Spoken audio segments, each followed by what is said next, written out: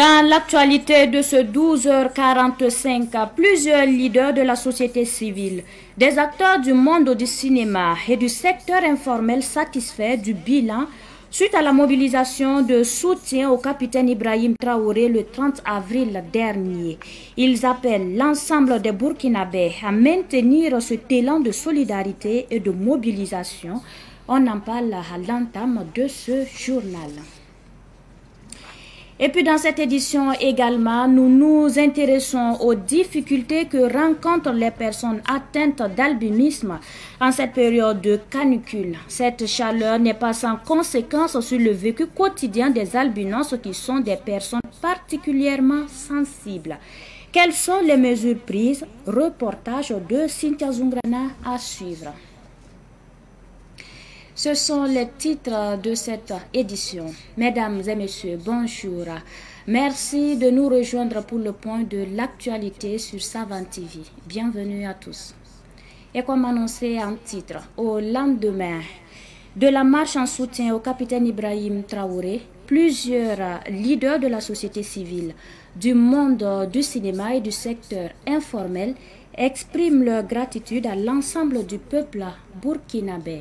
Ce peuple qui s'est mobilisé comme une seule personne pour réaffirmer son attachement à la nation et au président du Faso, Sidiki Kabri. La mobilisation citoyenne en faveur du capitaine Ibrahim Traoré laisse place à un bilan à la fois satisfaisant et inattendu, tant sur le plan national qu'international. Les responsables des différentes structures saluent la forte mobilisation citoyenne observée à cette occasion.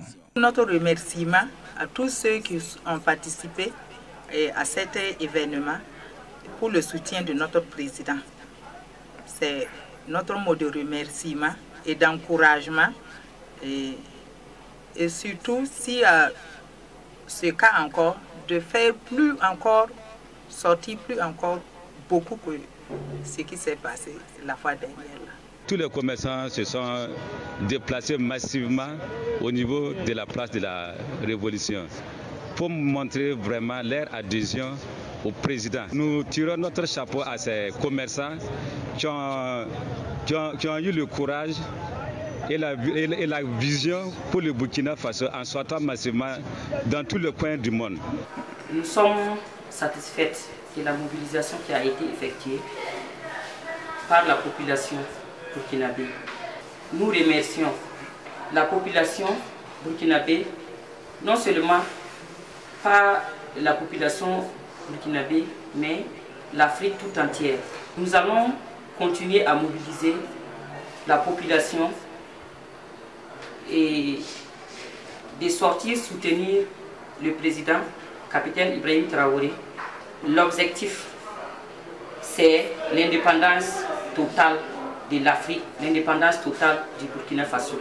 C'est de remercier les acteurs de l'économie informelle de toute son ensemble qui ont fait une grande mobilisation dans toute cette région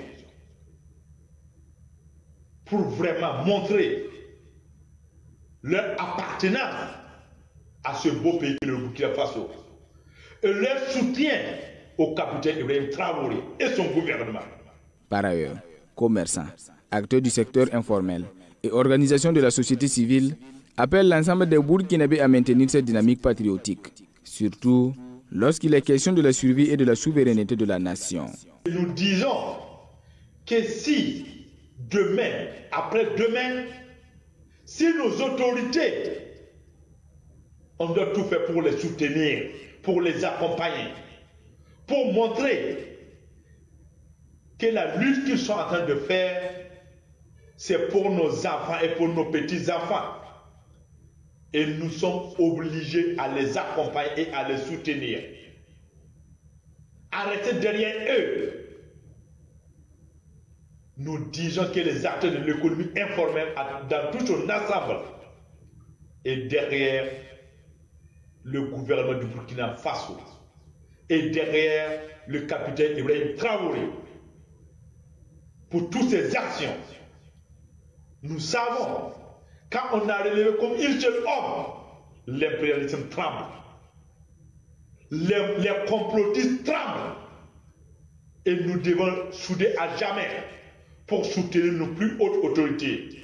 la population s'est bien sortie massivement.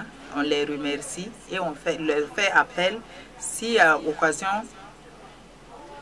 encore, de se faire sortir massivement pour accompagner le président Ibrahim Traoré. Pour rappel, le 30 avril dernier, le peuple burkinabé et de nombreuses populations à travers le monde sont massivement sortis dans les rues pour manifester leur soutien au président du Faso, le capitaine Ibrahim Traoré, en réaction aux propos du général américain Michael Langley, jugé étonnant et déplacé par le premier ministre burkinabé Rim Talbaja Emmanuel Ouedraogo lors de la manifestation. Au total, plus d'une trentaine de pays ont manifesté en guise de soutien au capitaine Ibrahim Traoré. Et puis la promesse du président aux femmes du village de Zongo, dans la commune de Lumbila, est désormais une réalité. Elles ont reçu leur forage destiné à renforcer leurs activités maraîchères. Les autorités ont réceptionné officiellement hier les ouvrages hydrauliques réalisés sur leur périmètre. Nous en savons plus avec Germaine Farama. Elise Ouedraogo, l'une des maraîchères du périmètre agricole du village de Zongo, peut désormais diversifier sa production. En plus des oignons qu'elle cultivait jusque-là, elle pourra se lancer dans la culture des concombres, du gombo, de l'oseille entre autres, grâce à l'extension et à l'aménagement du périmètre. Cette avancée est la réponse aux doléances exprimées par les femmes du village au président du Faso lors de sa visite le 6 mars dernier. Le périmètre maraîcher d'une superficie d'environ 4 hectares a été doté de 15 bassins, d'un château d'eau de 10 mètres cubes, de 2 forages et d'une clôture. Un soutien précieux qui ouvre de nouvelles perspectives pour ces productrices longtemps limitées à la seule culture de l'oignon.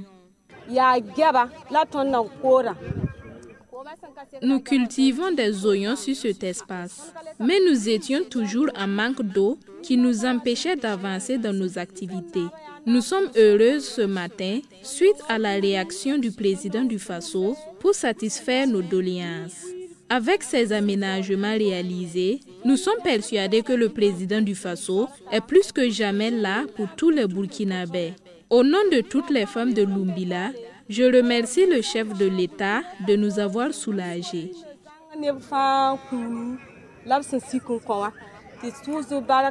Cette remise d'ouvrage qui se tient ce 1er mai est interpellateur selon le directeur de cabinet du président du Faso. Pour lui, l'émancipation de la femme passe par le travail. C'est le travail qui fait la valeur de l'homme.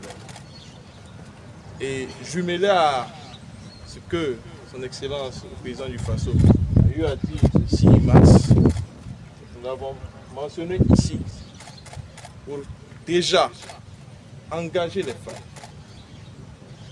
comme elles le font déjà, à travailler davantage, à se rappeler que ce n'est pas le travail que nous nous émancipons, que ce n'est pas le travail que nous restons loin des vices, et ce n'est pas le travail que nous développons une nation.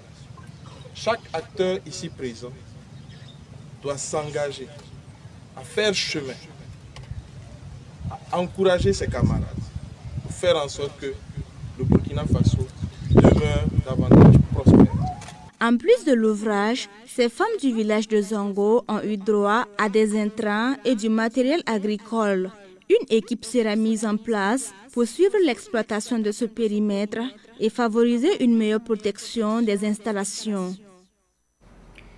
Pour la 6e fois consécutive, le district sanitaire de Sapui a magnifié ses agents et formations sanitaires les plus méritants. Ils sont plus d'une vingtaine à être récompensés. Des récompenses qui s'inscrivent dans le cadre des journées d'excellence de 2025. Le point avec Fatih Sankara. Tour à tour, les agents et les formations sanitaires qui se sont distingués ont vu leurs sacrifices récompensés. Ils ont reçu pour les uns des attestations de reconnaissance et de mérite et pour les autres des prix d'encouragement.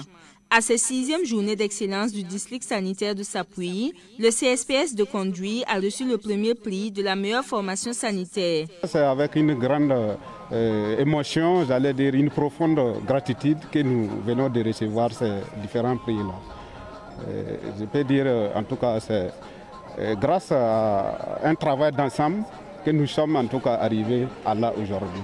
C'est tout d'abord remercier le comité d'organisation, à savoir les CD, et aussi souhaiter à ce que tous les autres responsables puissent travailler main dans la main pour qu'on puisse en tout cas les octroyer ces gens de prix un jour. Parce que c'est comme ce que je disais tantôt, c'est grâce à un travail d'ensemble qu'aujourd'hui en tout cas nous sommes parvenus à ces prix-là. En décidant de reconnaître le mérite et les efforts des agents et formations sanitaires, le district sanitaire de Sapui veut créer une émulation visant à améliorer les services de santé.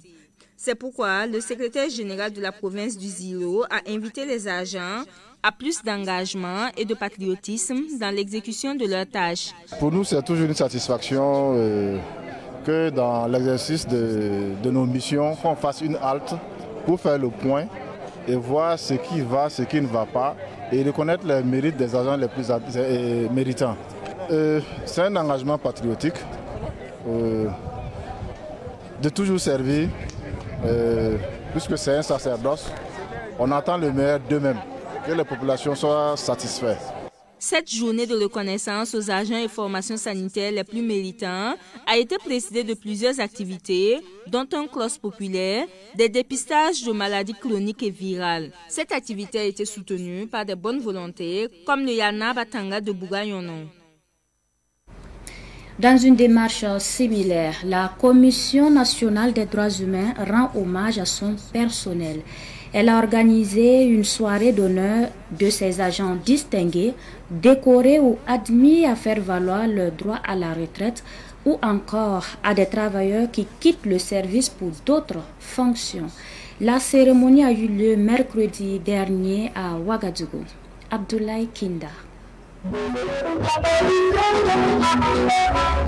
À cette soirée, 13 travailleurs de la Commission nationale des droits humains CNDH ont reçu les hommages de l'institution. Nous avons voulu honorer toutes les personnes de la CNDH qui ont reçu des distinctions. Et nous avons des récipiendaires du 11 décembre 2024 que nous avons voulu féliciter. Nous avons eu également du personnel qui nous a beaucoup accompagnés mais qui ont été promus à d'autres postes. Donc ce personnel également, nous avons bien voulu leur remercier avec des présents pour les efforts fournis pour la CNDH. Abiba Nafi Diallo a intégré la CNDH en 2022. Elle était juriste et interprète. Elle est maintenant appelée à faire valoir ses compétences ailleurs. Quand je venais à la CNDH, je peux dire que c'est mon tout premier pas en tant que professionnel. Et au sein de cette institution qui est en quelque sorte une famille pour moi, j'ai beaucoup appris. Je n'ai qu'un seul mot aujourd'hui, c'est la gratitude, c'est la reconnaissance. Je suis contente. Et je leur dis bon vent. Je les souhaite d'être unis comme une famille et d'avancer sereinement. La présidente de la CNDH elle-même a été lauréate du prix international Femmes de Courage 2025. Elle a été honorée par le personnel. Quand on voit des personnes qui arrivent à changer de comportement, à changer de mentalité à travers la sensibilisation et la formation de la CNDH, c'est des résultats qui ont été appréciés au niveau international. Et vraiment, ils se sont dit qu'une femme à la tête d'une telle institution qui arrive à amener les autorités à l'écouter, elle mérite vraiment d'être honorée, d'être lauréate de femmes de courage. Le courage, entre griffes, ce n'est pas moi. C'est cette passerelle, c'est cette ouverture que les autorités ont eu à faire qui m'ont permis d'avoir ces résultats. La Commission nationale des droits humains CNDH a été créée en mars 2016 au Burkina Faso. Elle est une institution indépendante qui a pour mission de promouvoir et de défendre les droits humains au Burkina Faso. La télévision Burkina Info a 10 ans d'existence cette année. Elle a marqué une halte pour célébrer son 10e anniversaire. Les activités marquant ces 10 ans ont été lancées hier dans la sobriété à Ouaga 2000 devant le siège de la télévision en présence des acteurs de médias burkinabés. Siblina Nkelse y était. La télévision Burkina Info a durant 10 ans apporté sa touche dans le paysage médiatique burkinabé. Cette télé d'information en continu a inscrit son œuvre dans la sensibilisation, l'information et l'éducation des citoyens, selon son directeur général Ismaël Ouedraogo. Pour lui, le bilan des 10 ans est satisfaisant.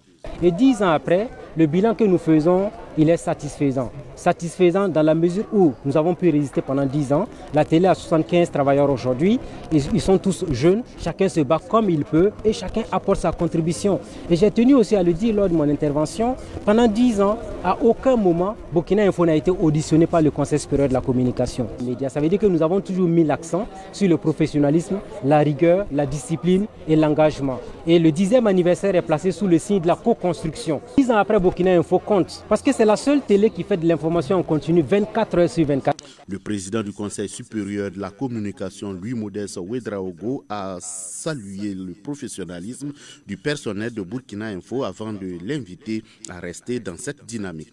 Alors nous avons voulu par notre présence marquer tout notre soutien à cette chaîne de télévision qui en tout cas a fait preuve de professionnalisme durant ces 10 années, mais aussi elle a fait preuve de résilience malgré le contexte difficile. Fonctionner de manière continue pendant 10 ans, je pense que ça c'est quelque chose que nous, régulateurs, nous devons saluer. Le ministre en charge de la communication, Pégerwende Gilbert Ouedraogo, parrain du 10e anniversaire de Burkina Info, a salué de façon générale le travail que les médias privés abattent au Burkina Faso. Il a surtout dit merci aux médias burkinabés mobilisés hier pour la couverture des manifestations de soutien au président du Faso, le capitaine Ibrahim Traoré. Je voudrais dire à l'ensemble des médias privés que nous comptons sur la contribution de chacun. Chacun a un rôle à jouer et cela est extrêmement important. Nous sommes à un tournant décisif de l'histoire de notre pays et ce serait regrettable que des gens se mettent en marge et dans l'histoire ne soient pas cités comme des acteurs déterminants dans la victoire que nous allons bientôt gagner. Donc joyeux anniversaire à Burkina Info, bonne fête du travail et j'engage tous les médias du Burkina Faso à soutenir la dynamique, cette lutte contre l'impérialisme, cette lutte pour la souveraineté totale, cette lutte pour le développement de notre pays et de l'Afrique tout entière. Signalons que Burkina Info a été créé le 3 mai 2015. Pour la célébration de ce 10e anniversaire, il y aura des journées portes ouvertes, une conférence publique sur l'expérience de télé entre médias d'information en continu, un match de gala et une course cycliste dénommée Grand Prix Burkina Info. Zainaba Aparto a ouvert officiellement ses portes le 30 avril dernier à Ouagadougou. Ce tour de 5 étoiles vient redéfinir les standards de l'hôtellerie de luxe au pays des hommes inter. La cérémonie d'inauguration a mobilisé plusieurs personnalités. Abdoulaye Kinda. C'est sous le patronage du ministre en charge du tourisme, Pégerwende Gilbert Ouedraogo, que Zainaba Apart Hotel ouvre ses portes dans le quartier Ouaga 2000. Ce joyau vient répondre à une demande croissante d'hébergement pour les séjours d'affaires, les déplacements diplomatiques et les vacances de prestige. Zainaba Apart Hotel a été inauguré aujourd'hui officiellement avec les autorités. L'hôtel est déclaré ouvert, nous avons déjà quelques clients. Nous continuons à accueillir que ce soit des hommes d'affaires, que ce soit des voyageurs internationaux qui sont à la recherche d'un cadre luxueux, même des séminaristes sur place. Nous sommes ouverts et nous nous mettons un point d'honneur à leur offrir un service exceptionnel. L'hôtel est ouvert à tous, que ce soit aux nationaux ou même aux internationaux. Nous prévoyons des formules et même des occasions pour les locaux qui sont là, que ce soit pour les brunchs par exemple du dimanche ou même les nuits pour le week-end et tout. Nous sommes totalement disponibles pour servir d'abord nos frères et sœurs. La directrice générale confirme la qualité des services offerts par Zainaba Apart Hotel Au-delà de l'infrastructure, nous avons quand même les services qui répondent à des normes et standards internationaux. Nous offrons à chacun de nos clients une expérience inégalée, un accueil chaleureux, un accueil personnalisé et vraiment qui repart d'ici avec de bons souvenirs. Donc vraiment, ce qui va nous différencier des autres hôtels au-delà de l'infrastructure, c'est le service que nous offrons. Parce que ça s'aligne totalement avec les hôtels 5 étoiles que nous retrouvons à l'extérieur du pays. Djamilatou Diallo, influenceuse bien connue, apporte sa touche à la visibilité des Intnaba Apart Hotel. L'hôtel est tellement bien, c'est magnifique. Ça représente aussi le Burkina nouveau. Le Burkina que son Excellence, le président du Faso, M. Ibrahim Traoré, essaie de montrer à toutes les nations. Voilà, ça nous représente un hôtel 5 étoiles, Apart Hotel, magnifique de l'intérieur comme de l'extérieur, avec un service client très très propre. À cette cérémonie d'inauguration, les premiers responsables de l'hôtel ont remis un chèque de 5 millions de francs CFA au ministère en charge de l'action humanitaire et un chèque de 20 millions pour le fonds de soutien patriotique. Les organisateurs de la vitrine internationale du tourisme, de l'hôtellerie et de la restauration de Ouagadougou, en abrégé Vitro, ont fait une excursion à l'occasion de l'inauguration de l'hôtel Zintnaba. Cette excursion entre dans le cadre des activités de la 5e édition de la Vitro. Djamilatou Sakana, Fidéline Bansé. Une visite touristique pour découvrir l'hôtel Zintnaba et rendre hommage à son promoteur Mahamadou Bonkungu pour son investissement dans le domaine de l'hôtellerie. Cette initiative entre dans le cadre de la 5e édition de la Vitro qui poursuit ses activités. Nous avons eu l'honneur d'inaugurer un bel hôtel Zintnaba de la famille Bonkungu. Donc nous sommes venus au nom des hôteliers sur l'invitation du promoteur et nous avons suivi tous les événements, toutes les déclarations, la visite et un hôtel de 5 étoiles. Et nous profitons de l'occasion pour le féliciter. L'investissement du groupe Ebomaf dans l'hôtellerie au Burkina Faso est aussi un coup de pouce pour la vitrine internationale du tourisme, de l'hôtellerie et de la restauration de Ouagadougou. C'est également une fierté, estime le président du conseil d'administration de la Vitro. C'est une avancée, hein. Nous savons que avoir un hôtel de 5 étoiles, c'est pas facile. Et si vous rentrez dedans, toutes les commodités y sont et ça attend un standing qui doit recevoir de hautes personnalités. C'est un espoir pour vraiment un pays de recevoir un grand hôtel. C'est la joie vraiment des promoteurs. Plusieurs autres activités touristiques entrant dans le cadre de la 5e édition de la Vitro se tiennent jusqu'au 3 mai prochain. La communauté Tidjania et la communauté musulmane du Burkina Faso ont accueilli dans la nuit du mercredi le calife général de la communauté de la Tidjania à l'aéroport international de Ouagadougou. Belarabi Tidjane est au Burkina Faso pour participer à l'installation du bureau national de la communauté Tidjania au Burkina. L'ambiance de son arrivée avec Yacouba Kiamtouri. Le calife général du monde de la communauté musulmane de la Tidjania foule le sol burkinabé pour la première fois de son histoire. Le 12e calife général du monde de la communauté Tidjania, Belarabi Tidjane, est à Ouagadougou pour plusieurs raisons, dont le soutien au Burkinabé éprouvé par le terrorisme et la participation à l'installation du nouveau bureau de la communauté Tidjania au Burkina Faso. Le petit-fils du grand cheikh Asmar Tidjane a trouvé à l'aéroport international de Ouagadougou une communauté mobilisée pour l'accueillir.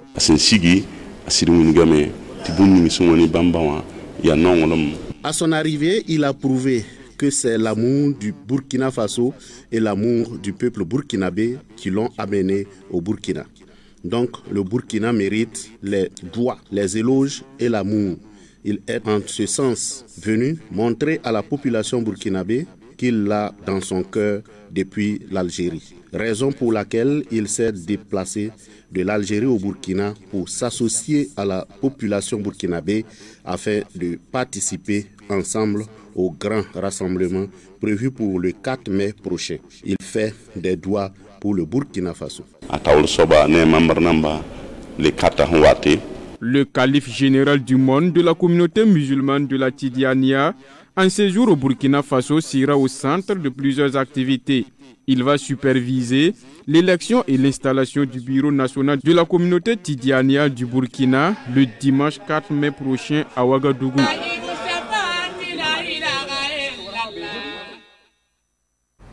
Venons-en à ce dossier consacré de cette édition. Alors que la chaleur grimpe au Burkina Faso, certaines personnes sont plus vulnérables que d'autres. C'est notamment le cas des personnes atteintes d'albinisme dont la peau et les yeux sont particulièrement sensibles aux rayons du soleil. Quelques personnes atteintes d'albinisme à Ouagadougou témoignent des bouleversements que leur impose la canicule. Dossier signé Cynthia Zongrana. En cette période de canicule, chaque sortie devient une épreuve pour Raphaël Dabou, un jeune vendeur ambulant vivant avec l'albinisme. Moi, j'évolue dans la commerce. Actuellement, la période de la chaleur, en tout cas, franchement, c'est pas simple. Il y a des périodes qui sont exigées pour le promenade. Puisque c'est endurance que j'ai fait, commerce endurance. Genre, le matin, comme ça, on se promène dans les petites machines. De 6h jusqu'à 8h, 9h. Et à partir de 10h, on rentre, on cherche un coin à l'abri et puis on se repose là-bas. Vers 16h maintenant, et puis on se lève, on continue, on cherche à aller vers la maison.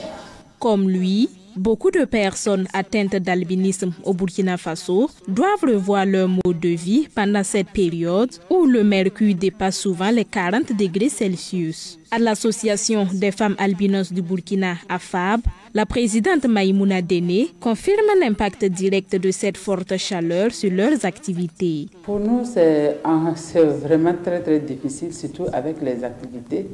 De chez moi, ici, c'est un peu distant, donc il faut vraiment venir plus tôt que d'habitude. Et quand on vient, il faut, présentement, on est obligé même de réduire vraiment beaucoup d'activités qui nous exposent au soleil. Voilà. Et même si on a des rencontres ou des invitations, si ça coïncide vraiment à certaines heures, on ne peut pas sortir. Du coup, on ne peut pas ne pas dire vraiment que ça joue sur nos activités.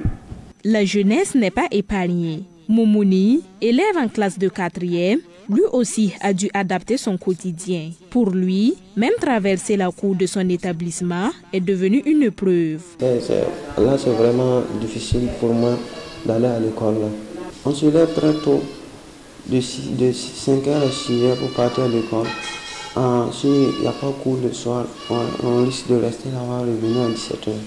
Pour Gustave Konaté, journaliste collaborateur aux éditions Sidoaya, atteint également d'albinisme, cette canicule impose une réorganisation professionnelle. Il y a des reportages chaque fois, tu dois être sur le soleil et tout.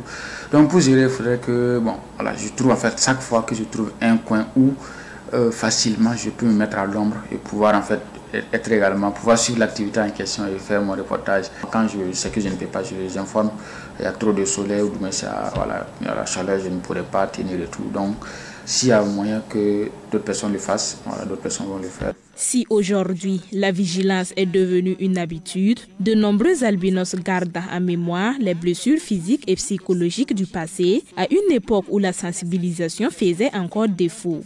Raphaël se souvient avec amertume. Moi, j'ai eu à suivre c'est mon 3e intervention l'année surpassée.